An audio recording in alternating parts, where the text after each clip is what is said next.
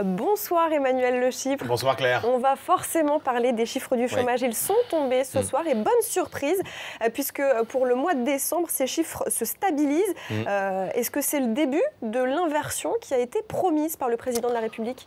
Malheureusement, il s'agit sans doute plus d'un répit que d'une véritable inversion de tendance. D'abord parce que, il faut bien le dire, ces chiffres du mois de décembre viennent clôturer une année noire pour l'emploi. On a, en 2012, vu augmenter le nombre de chômeurs de 285 000 personnes. C'est presque autant que pendant l'année horrible qui était 2009, l'année où l'activité s'était effondrée, l'année de la crise. Et puis, malheureusement, les espoirs de reprise, ils sont pas là. Tous les baromètres avancés de l'activité nous disent qu'il ne faut pas compter sur un redressement de l'activité. Or, on sait qu'on ne créera pas d'emplois, on ne fera pas baisser le chômage si la croissance n'atteint pas des niveaux de 1 à 1,5%.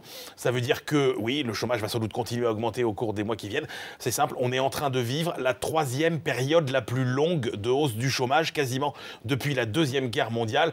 Alors, Dieu merci, on est encore très loin des 57 mois de 78 à 82 et des 44 mois qui avaient marqué la période 90-94. En même temps, Emmanuel, une forte hausse du chômage ne veut pas dire que personne n'embauche. Oui, c'est une remarque absolument importante. Effectivement, quand on dit qu'il y a eu 285 000 emplois de détruits finalement en 2012, ça veut dire quoi? Ça veut dire qu'on en a créé juste 285 000 de moins que ce qui a été détruit. Mais beaucoup ont été créés, plus d'1 million d'emplois. Donc, il y a des embauches. Alors, où est-ce qu'on va embaucher en 2013? Il y a d'énormes besoins dans la distribution, par exemple, un Carrefour, 5 000 personnes. Dans l'agroalimentaire, dans la restauration, 40 000 personnes vont être embauchées chez McDo. La SNCF va embaucher aussi 9 000 personnes.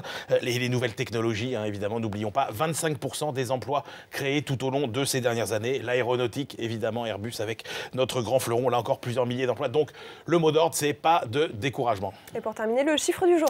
Oui, 700 millions, plus de 700 millions de smartphones vendus en 2012. Ce sera sans doute l'année exceptionnelle parce que maintenant que beaucoup de gens commencent à être équipés, les ventes vont commencer à progresser moins vite. Et puis c'est surtout l'année où Samsung a rejoint Apple et commence même à le dépasser. C'est pour ça qu'Apple connaît malheureusement ces dernières semaines des déboires en bourse. Merci Emmanuel Le Chypre, c'était l'écho du soir sur BFM TV.